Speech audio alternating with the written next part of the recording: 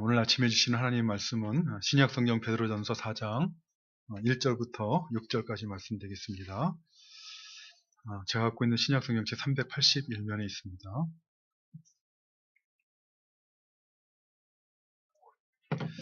베드로전서 4장 1절부터 6절까지 말씀 찾으신 줄 알고 봉독해 드립니다. 그리스도께서 이미 육체의 고난을 받으셨으니 너희도 같은 마음으로 갑옷을 삼으라.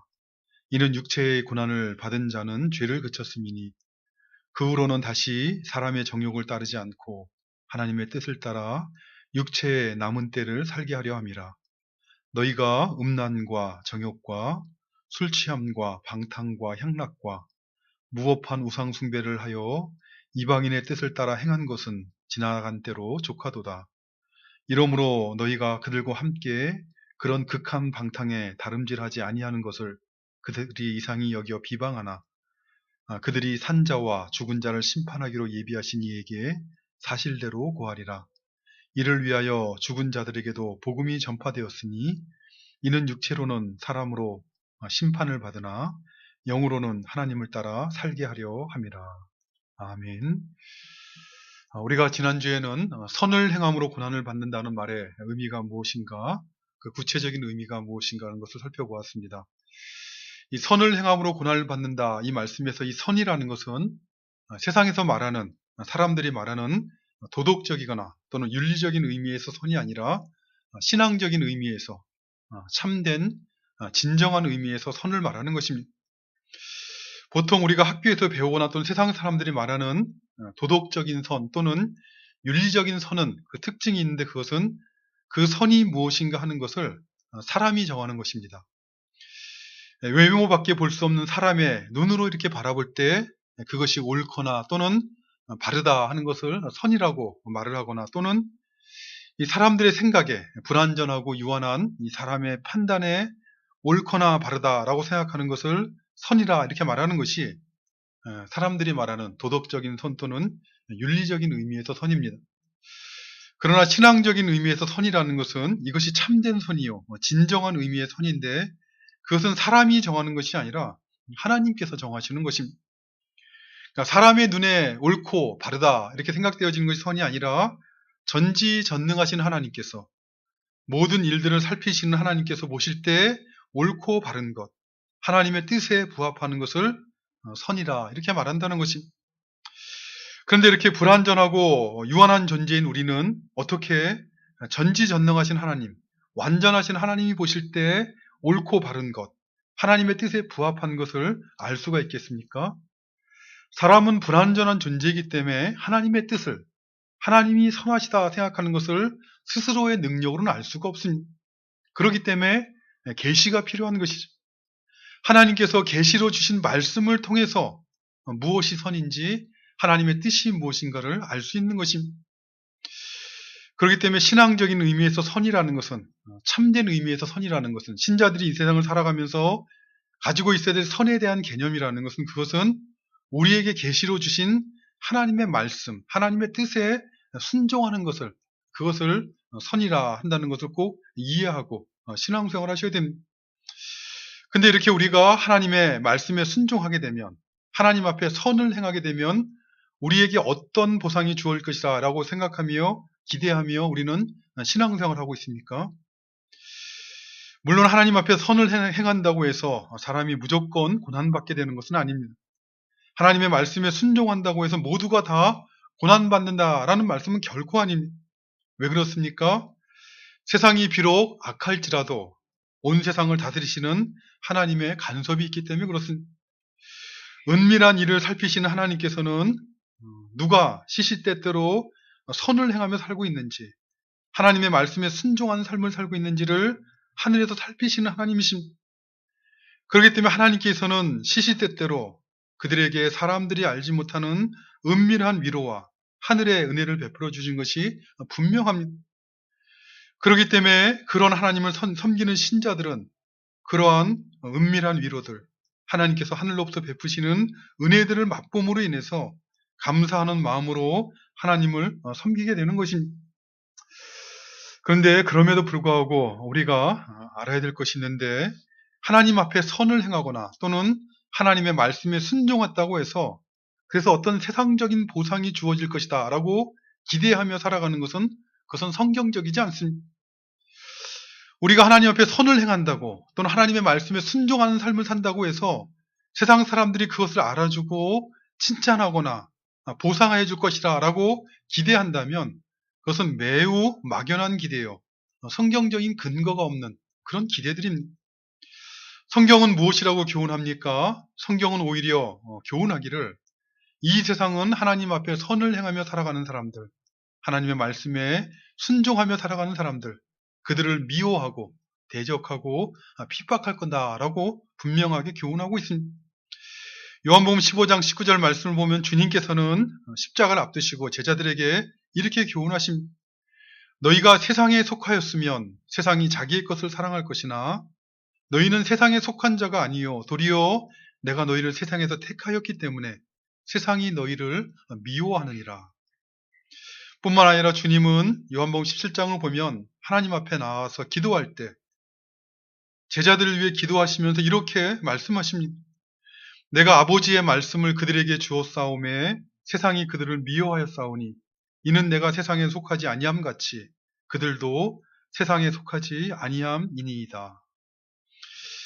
참으로 그렇습니다. 하나님을 안다, 하나님을 섬긴다고 하는 유대인들이나 또는 하나님을 모른다라고 하는 이방인들이나 모두가 다 힘을 합쳐서 아버지 하나님의 뜻에 순종하시던 예수님, 선을 행하시던 예수님을 미워하고 대적하고 마지막에는 십자가에 못 박았습니다. 예수님뿐만 아니라 어느 시대나 하나님을 모르는 세상은 예수님과 같은 예수님의 마음을 가지고 선을 행하며 살아가는 신자들을 미워하고 대적하고 핍박하는 그것이 세상의 모습인 것입니다. 그러므로 선을 행하며 살아가는 신자들은 고난받을 때 당황하지 말아야 됩니다. 하나님의 말씀에 순종하는 삶을 살아갈 때 받는 고난에 대해서 두려워하지 말아야 된다는 것이 왜요? 오히려 선을 행함으로 고난을 받는다는 것은 그것은 아무나 할 수 있는 것이 아니요. 하나님의 뜻이 무엇인지를 분별하여서 그 말씀에 순종함으로 고난받는다는 것은 그것은 아무나 할 수 있는 것이 아니요. 하나님의 은혜로 구원받았다는 신자됨의 증거가 된다는 것입니다. 하나님의 말씀에 순종하로 고난을 받을 수 있다는 것은 그가 하나님의 뜻을 따라 살아가는 하나님의 사람이라는 강력한, 분명한, 확실한 증거가 되는 것입니다. 이러한 증거들을 인생의 날을 살아가면서 자기 인생의 날 동안 풍성하게 남기고 내가 누구인가를 스스로 확증하는 그런 신앙생활을 하는 우리 성도들 되시기를 바랍니다. 근데 이렇게 선을 행함으로 고난을 받는 사람의 번을 받는 것이 하나님의 뜻이라 말씀하고 있는데 이런 하나님의 뜻을 따라 살아가는 사람의 구체적인 모습은 어떤 모습입니까? 사람들은 나름대로 선을 행함으로 고난을 받는다 할 때 어떤 윤리적인 의미에서 도덕적인 의미에서 세상 사람들이 바라보는 어떤 도덕적인 외적인 선을 행함으로 고난받는 것들을 생각하기가 매우 쉬운데 베드로 사도가 교훈하고 있는 선을 행함으로 고난받는다는 것은 그런 삶을 이루는 것이 아닙니다. 선을 행함으로 고난받는 삶의 가장 기본적이고 근본적인 모습, 하나님의 뜻을 행함으로 받는 그 모습은 이 땅 가운데 죄와 싸움이요 죄를 그치는 모습으로 죄를 끝장내는 모습으로 살아가는 것입니다. 하나님의 뜻을 위해 육체의 고난을 받으신 예수님이 어떤 일을 하셨습니까? 십자가에서 죄를 위해 대속하심으로 대속적인 죽음을 당하심으로 죄를 그치게 하신 것처럼 죄를 마치게 하신 것처럼 이 땅 가운데 살아가며 선을 행함으로 신자들이 받게 되는 고난의 의미라는 것은 그는 이 땅 가운데 죄가 역사하는 세상 가운데 죄를 없애는 것입니다. 하나님의 말씀에 순종하기 위해 받는 신자들의 고난이라는 것은 세상에서는 아무 의미와 가치가 없는 것처럼 보일지 모르지만 거룩하신 하나님의 자녀다운 삶이 무엇인가를 증거하는 죄악된 세상에서 죄를 없애는 복된 삶을 사는 것입니다. 생각해 보십시오. 사람은 이 땅 가운데 태어나서 한 번은 죽는 것인데 태어나서 죽을 때까지 한평생 살아가면서 사람은 이런 일 저런 일을 많은 일들을 행하며 살아갈 것입니다. 학생 시절에는 잘하던 못하던 공부를 해야 될 것이고 또 이제 성인이 되어서 직장 생활을 하거든 또는 개인 사업을 하던 생업을 위해 일하는 동안은 직장이나 일터에서 맡은 일을 열심히 해야 될 것이고 가정에서는 남편으로서, 아내로서, 또는 아버지로서, 어머니로서 이런 일 저런 일들을 감당하며 살아야 될 것입니다. 근데 이렇게 한평생 살아가면서 하는 모든 일들의 의미와 가치는 무엇입니까?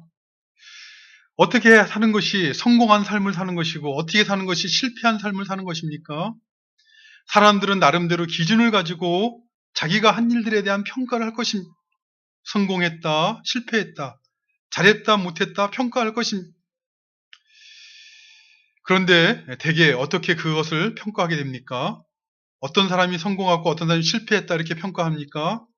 대개가 결과를 가지고 평가하지요. 그 결과가 어떠했는가를 가지고 그가 한 일들을 평가하게 되어 있습니다. 그러나 우리에게 생명을 주시고 실제로 이 땅 가운데 살아갈 수 있도록 은혜를 베푸시는 그 하나님은 무엇을 가지고 우리가 한 일들에 대한 평가를 하시는 분이십니까? 우리 하나님은 우리가 한 일들, 우리가 인생을 살아가면서 한 모든 일들을 평가하실 때 외적인 결과를 가지고 평가하시는 분이 아니라 어떤 결과를 내었느냐 하는 것을 가지고 평가하시는 분이 아니라 그가 어떤 마음의 동기를 가지고 그 일을 했는가 하는 것을 평가하시는 분입니다. 생각해 보십시오. 시험을 보았더니 시험 결과가 잘 나온 사람도 있고 못 나온 사람도 있습니다. 그러면 부모님은 어떡하죠? 시험 잘 봤으면 칭찬하고 못 봤으면은 꼼밤 한 대 때리는 그런 이상한 부모님들이 세상에 많이 있죠. 그러나 하나님은 어떻습니까? 하나님은 시험 결과가 좀 잘못 나왔다 해서 꼼밤 때리시는 분이십니까? 시험 잘못 본 것이 죄를 지은 것입니까?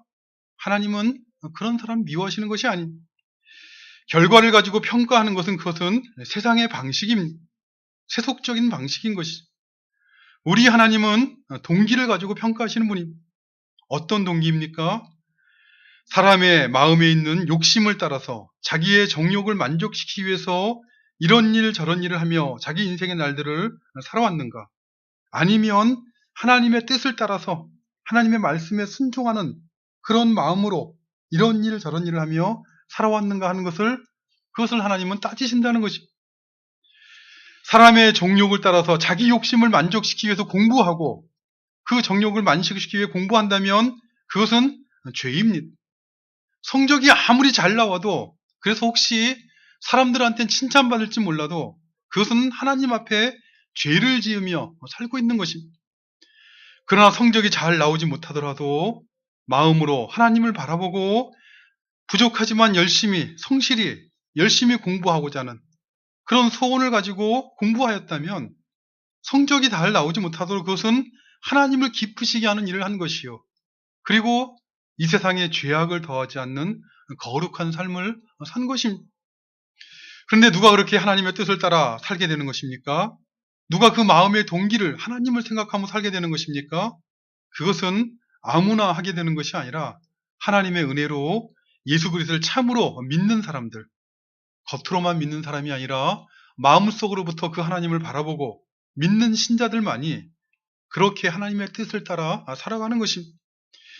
이전에는 마음의 욕심을 만족시키기 위해서 그 헛된 세상의 정욕을 따르며 살아왔지만 그러나 이제는 죄를 없애기 위해서 나를 위해 고난받으신 예수 그리스도가 누구신지 알고 그 주님의 마음을 알고 그 마음을 닮아가는 삶을 살아가는 신자는 이제 육체의 남은 때를 하나님의 뜻 안에서 자기 인생을 살아가고자 하게 되는 것입니다. 베드로 사도는 특별히 이 사람의 정욕을 따라 살아간다는 것이 무엇인가를 구체적으로 언급을 하고 있습니다. 다시 말하면 하나님의 뜻을 따라 살아가는 사람들이 거부하고 미워하고 싸워야 될 그 죄라는 것이 무엇인가를 매우 구체적으로 언급을 하였습니다. 3절에 보면 너희가 음란과 정욕과 술 취함과 방탕과 향락과 무법한 우상 숭배를 하여 이방인의 뜻을 따라 행한 것은 지나간 때로 족하도다. 이렇게 교훈하고 있습니다. 여기 6가지를 언급하고 있지만 크게 세 부류로 나누어서 이해를 할 수가 있습니다. 음란과 정욕이라는 것은 성적인 죄악을 말하는 것인데 음란이라는 것은 행위로 짓는, 실제로 짓는, 행위에 몸으로 짓는 성적인 범죄를 말하는 것이고 정욕이라는 것은 그 마음으로 짓는 성적인 범죄를, 성적인 죄악을 말하는 것입니다. 세 번째 술 취함과 네 번째 방탕과 다섯 번째 언급하고 있는 향락이라는 것은 모두가 술 마시는 것과 먹는 것과 관계된 죄악입니다. 술 취함이라는 것은 단순히 술을 마신다 하는 것을 의미하는 것이 아니라 마치 컵에다가 물을 부으면 밑에서부터 올라와 가득 차는 것처럼 사람의 심령이, 사람의 온몸이 술로 가득 차서 그래서 이성을 잃어버리고 그 술에 의해 지배받는 상태가 되는 것을 술 취함이라 이렇게 말하는 것입니다. 이렇게 술을 취하게 되면 어떻게 됩니까? 우리 성도님들은 잘 모르시겠지만 술 취하게 되면 그 다음에는 방탕하게 되어 있습니다. 이 방탕이라는 것은 술에 취한 사람들이 하는 좋지 못한 행실, 자기의 이성을 술에 지배받고 하는 그 모든 이성을 잃어버리고 술에 지배받고 하는 그 자기 안에 있는 그런 욕심을, 정욕을 따라 행하는 모든 행실을 방탕이라 이렇게 말하는 것입니다. 그리고 그런데 사람이 술을 마시면 혼자 마시게 됩니까? 대개 술 친구를 하나씩 삼지요. 친구든지 아니면 우리는 잘 모르지만 들어서 아는 것처럼 술집에 가면 술 따라주는 여자들이 따르죠. 같이 마시는 거지. 혼자 마시면 술 맛이 나지 않는지 여러 사람들이 함께 모여 마시면 혼자 취하지 않고 같이 취하고 혼자 방탕해지지 않고 여러 사람들이 함께 모여서 같이 방탕해지는 것, 이런 것을 향락이라 이렇게 말하는 것입니다. 하나님을 모르는 이방인들의 삶의 특징으로 마지막 언급하고 있는 것은 무법한 우상 숭배입니다. 여기 무법한 우상 숭배에서 이 무법한이라고 번역된 말의 원래 의미는 가증하다 또는 혐오스럽다 이런 뜻입니다.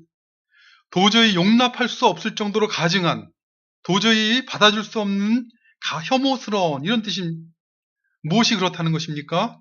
우상 숭배라는 것이 그렇다는 것입니다.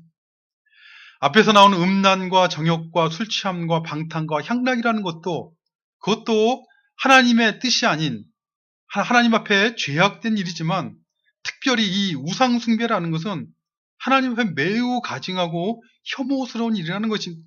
왜 그렇습니까?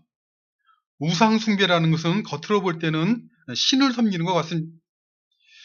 사람들이 만든 것이지만 그래도 그 신 앞에 절하고 제사드리고 뭘 바치며 신을 섬기는 것 같습니다. 그런데 성경은 이 우상 숭배에 대해서 뭐라고 가르칩니까? 성경은 이 우상 숭배의 본질을, 그것을 자기를 섬기는 것이다 이렇게 가르치고 있습니다. 그러니까 눈 감고 아웅하는 것이다 이렇게 가르치는 것이죠. 겉으로는 신을 섬기고 있는 것 같지만 실제로는 자기를 섬기는 것이 모든 이방 종교의 특징이라는 것입니다.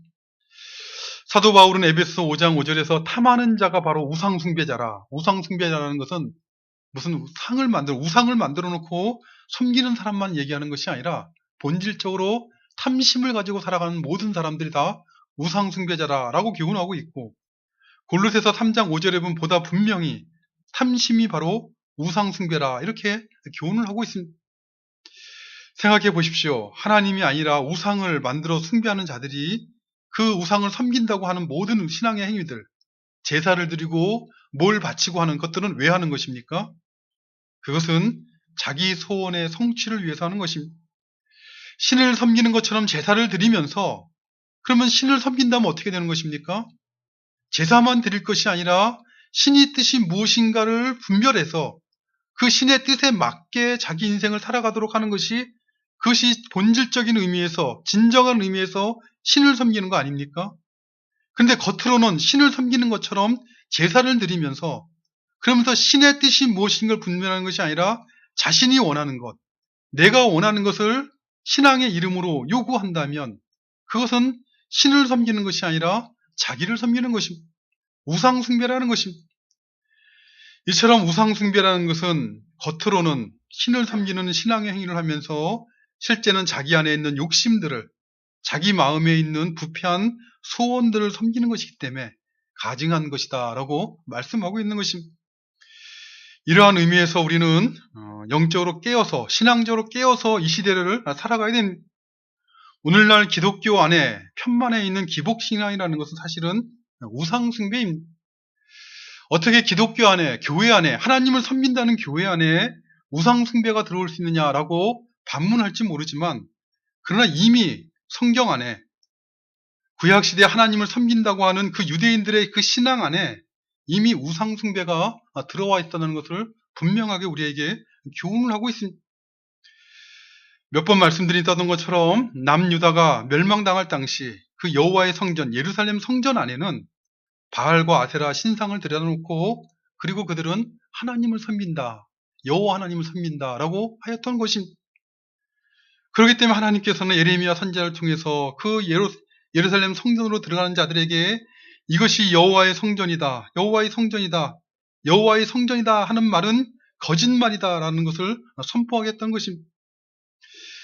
하나님을 위해서 내가 하나님을 위해서 이것도 수고하고 저것도 봉사할 것이니 하나님에게 이만큼 물질을 바칠 것이니 그러니 나에게 이런 소원 저런 소원 이루어달라라고 요구하는 그런 식의 신앙생활이라는 것은 결국은 자기 안에 있는 마음의 욕심을 섬기는 탐심을 섬기는 우상숭배라는 그것을 기억해 깨닫고 신앙생활 하셔야 됩니다.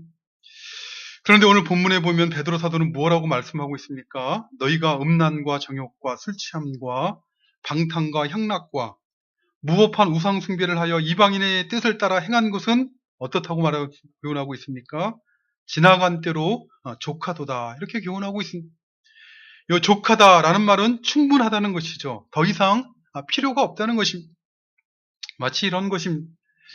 요즘은 생수가 잘 배달되어지는 그런 시대를 살고 있습니다만은 예전에는 우리가 좋은 물을 떠먹으려고 빈통 들고 약수에 가서 물을 떠다 먹는 그런 일들이 잦았습니다.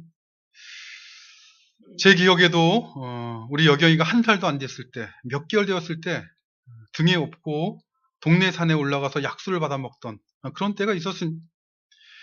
약수를 뜨러 산에 올라갈 때는 빈통을 들고 올라갑니다. 그리고 빈통에 물을 받아 넣습니다. 그런데 물통에 그 물이 가득 차버리면 어떻게 됩니까?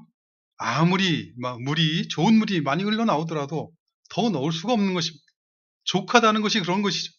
더 들어갈 공간이 없는 것을 족하다고 말하는 것입니다. 그런데 누가 어떻다고 말씀하고 있습니까? 신자들이 그 족함을 안다라고 말씀하고 있는 것이죠. 주님을 알지 못할 때, 주님의 마음을 알지 못할 때 하고 살았던 일들, 음란과 정욕과 술 취함과 방탕과 향락과 무법한 우상 숭배로 자신을 채우던 그런 삶을 살던 것들이 이제는 더 채울 것이 없이 그렇게 족하게 되었다는 것을 누가 안다는 것입니까?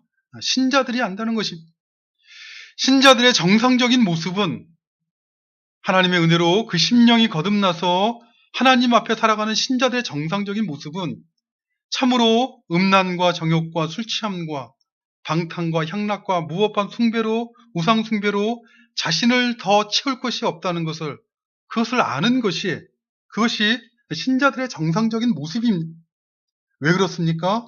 신자라는 사람들은 그냥 입술로만 신자가 아니라 그 마음에 자기 인생을 생각하는 인생의 가치들, 인생의 의미에 대한 이해들이 바뀐 사람이 신자이기 때문에 그렇습니다. 특별히 신자는 자기 인생이 어디서 와서 어디로 가는지를 아는 사람들입니다.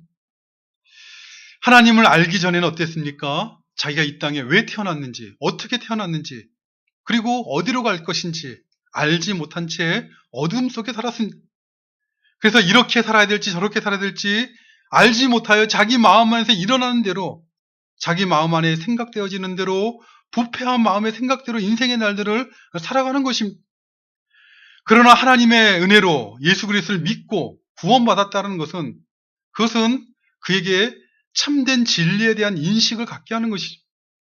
자기의 인생이 어디로부터 와서 어디로 갈 것인지를 아는 것입니다. 내 인생은 내가 스스로 태어난 것이 아니라 영원전에 창세전에 하나님의 뜻 가운데서 이 땅에 태어난 것이요. 그리고 하나님에게로 돌아가게 된다는 것을 그런 이해를 갖고 살아가는 것입니다. 그렇기 때문에 신자는 이 죄악된 세상을 살아가면서 하나님께 돌아가야 될 걸 아는 신자는 어떻게 살아야 되는지에 대한 분명한 이해를 알아가게 되는 것입니다. 신자들이 이 세상을 살아가는 원리가 무엇인가 묻는다면 오늘 본문의 문맥 안에서 보면 2절 말씀을 통해 알 수가 있습니다. 이제까지는 사람의 정욕을 따라서 음란과 정욕과 술 취함과 방탕과 향락과 무법한 우상 숭배를 따라 살아왔지만 이제는 육체의 남은 때를 하나님의 뜻을 따라 살고자 하는 것입니다. 그러니까 세상 사람들의 인생을 살아가는 원리라는 것은 그 마음에서 일어나는 생각, 지혜, 마음의 욕심을 따라 살아가는 것이지만, 그러나 신자는 인생이라는 것을 그렇게 살아가는 것이 아니라 하나님의 뜻을 살아가는 것이 합당하다는 것을 이해하고 살아가는 것입니다. 왜요? 우리 인생이 하나님 앞으로 나와서 하나님 앞으로 돌아갈 것이기 때문에 그렇습니다. 그런데 이렇게 신자들이 자기 인생에 대해서 하나님의 뜻을 따라 육체의 남은 날을 살아가고자 할 때 세상 사람들은 어떻게 반응하겠습니까? 참으로 훌륭한 삶을 살고 있다라고 존경하겠습니까? 아니면 지혜로운 삶을 살고 있다라고 칭찬하겠습니까? 베드로 사도는 오늘 본문 4절에 보면 이렇게 교훈하고 있습니다. 이러므로 너희가 그들과 함께 그런 극한 방탕에 다름질하지 아니하는 것을 그들이 이상히 여겨 비방하나. 물론 오늘날도 신자라 여겨지는 사람들은 세상으로부터 비방을 받은, 어떤 비방을 받고 있습니까? 오늘날 교회가 받고 있는 비방의 이유가 무엇입니까? 오늘 본문에서 베드로 사도가 말씀하고 있는 것처럼 이방인들처럼 극한 방탕을 따라 살지 않는다고 해서 비방을 받고 있습니까? 아니면 그들보다 더 큰 욕심을 가지고 살고 있다라고 비방을 받고 있습니까? 스스로 한번 돌아보시길 바랍니다. 원래 신자는 이 세상에서 비방을 받는다는 것, 좀 놀랍고 당황스러울지 모르지만 신자는 이 땅에서 그 안에 있는 마음의 부패함을 따라 살아가는, 마음의 욕심을 따라 살아가는 그런 이방인처럼 살지 않는다고 해서 비방을 받는 것이 정상적이라는 것입니다. 베드로 사도 당시 초대교회가 바로 그랬을 뿐만 아니라 어느 시대도 진짜 기독교 신앙을 가지고 살아가는 사람들은 세상 사람들로부터 비방을 받아왔습니다. 그 대표적인 예가 바로 노아와 같은 사람일 것입니다.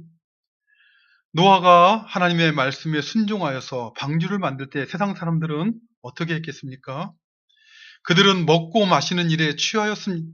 시집가고 장가가는 일에 마음을 빼앗겼습니다. 그리고 방주를 만들며 하나님의 심판을 증거하는, 하나님의 의가 무엇인가를 전파하는 노아를 무시하고 멸시하였습니다.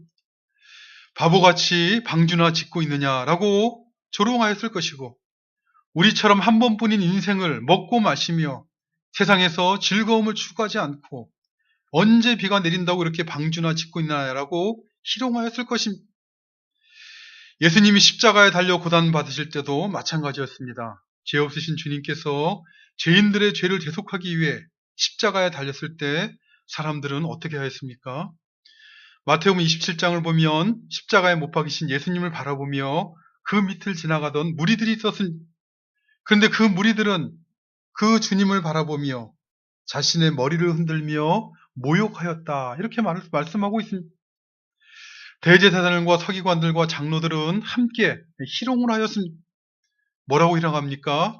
그가 십자가에 달린 그 주님을 바라보고 하는 말이, 그가 남은 구원하였을 때 자기는 구원할 수가 없도다. 그가 이스라엘의 왕이로다. 지금 십자가에서 내려올지어다. 그리하면 우리가 믿겠노라. 그가 하나님을 신뢰하니 하나님이 원하시면 그를 구원하실지라. 그의 말이 나는 하나님의 아들이라 하였다라고 조롱하였던 것입니다. 이해할 수가 없는 것입니다. 육신의 정욕과 마음에 있는 부패한 마음을 만족시키고자 하는 그런 원리를 가지고 살아가는 사람들은 자신들처럼 살지 않는, 자신들과 같이 방탕한 삶을 살지 않고 하나님의 뜻에 순종하기 위해 살아가는 사람들을 이상하게 여길 뿐만 아니라 더 나아가서 비방하고 조롱한다는 것입니다. 그러나 그러한 그들의 비방과 조롱이 어리석은 일이요, 또 어두운 가운데 한다는 것은 그것을 그들은 알지 못하는 것이, 그들이 그러한 조롱과 비방을 하는 가장 근본적인 이유는 자신과 같이 방탕에 방임하지 않고 하나님의 뜻을 따라 죄와 싸우는 신자들이 그들이 알고 있는 것을 알지 못하기 때문인 것이죠.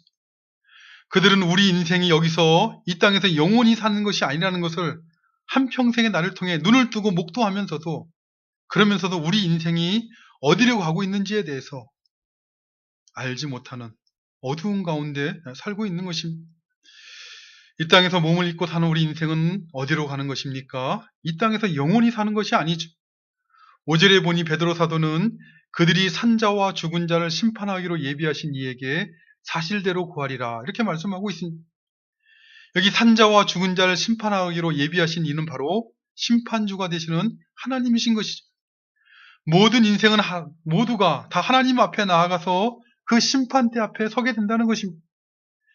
만일 하나님의 공의로우신 심판이 이 땅을 살아가는 모든 인생들의 마지막에 기다리고 있지 않다면 굳이 신자들이 죄와 싸우는 삶을 살아갈 이유는 없을 것입니다. 굳이 신자들이 정욕을 따라 사는 이방인들과 달리 선을 행함으로 고난받는 삶을 살아야 될 이유가 없다는 것입니다. 이방인들처럼 한 번뿐인 인생이니 인생의 영광과 즐거움을 위해서 자기 만족을 위해 수단 방법 가리지 않고 살아갈 수도 있었을 것입니다. 그러나 모든 인생은 어떻습니까? 산자나 죽은 자나 이 땅에 살아가는 모든 인생들은 모두가 심판자 되신 하나님 앞에 나아가서 자신이 이 땅을 살아가면서 한 말과 행실에 대해서 변호를 해야 될 것입니다. 그가 이 땅을 살아가면서 하나님의 뜻을 따라 살았는지 아니면 음란과 정욕과 술 취함과 방탕과 향락과 무법한 우상 숭배를 하며 자기 마음 안에 일어나는 정욕을 따라 살았는지 심판을 받게 된다는 것입니다.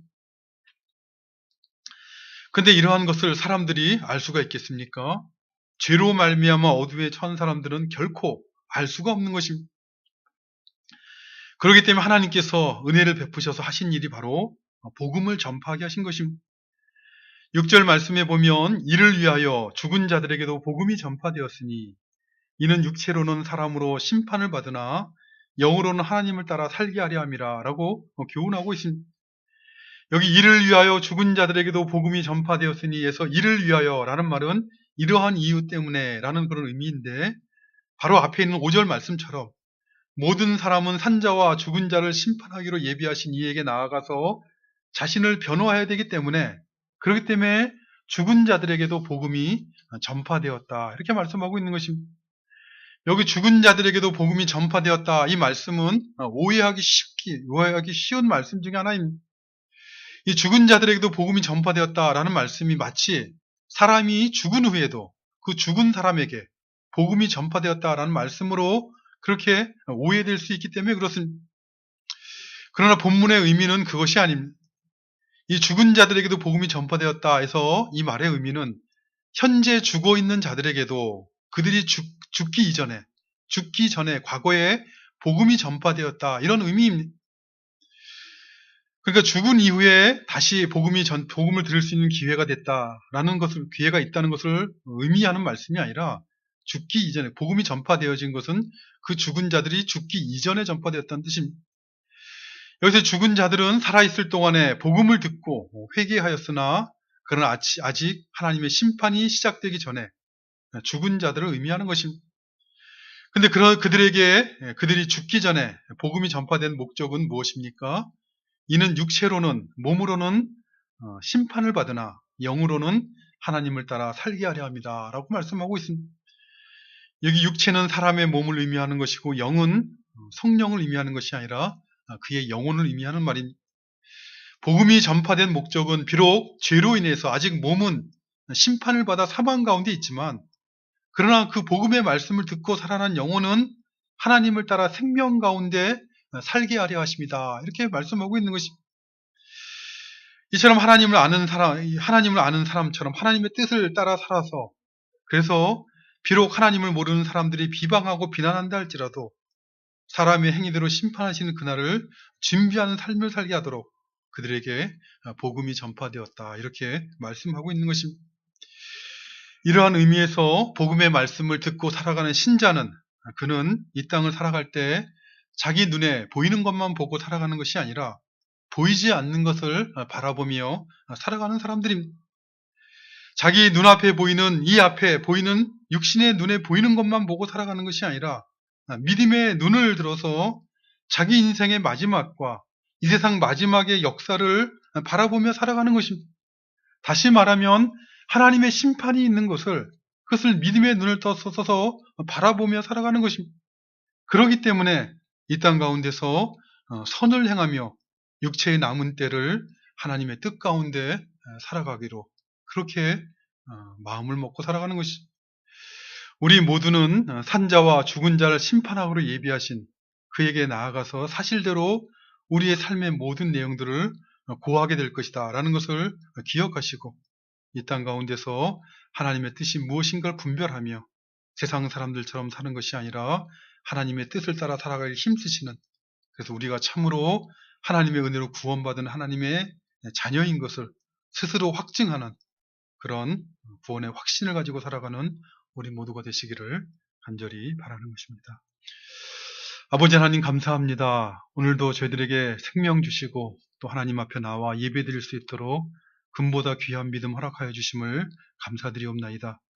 참으로 믿음이 없이는 하나님을 기쁘시게 하지 못한다라고 말씀하셨는데 저희들에게 금보다 귀한 믿음을 주셔서 비록 이 땅 가운데 살아가지만 우리 육신의 눈을 가지고 살아가는 것이 아니라 믿음의 눈을 들어서 하나님을 바라보고 하나님을 아는 사람처럼 인생의 날들을 살아가도록 우리 가운데 역사하여 주심을 감사드리옵나이다.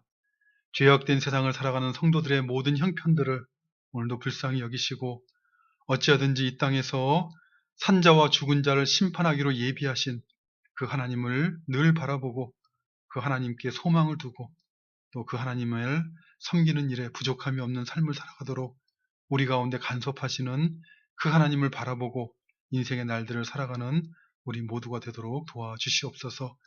몸으로만 겉으로만 외모로만 하나님을 섬기는 것이 아니라 우리 마음 중심으로부터 날마다 하나님을 알아가게 하시고 하나님의 은혜의 풍성함을 쫓아 하나님 앞에 감사함으로 남은 인생의 날들을 살아가도록 도와주시옵소서. 예수님의 이름으로 기도드리옵나이다.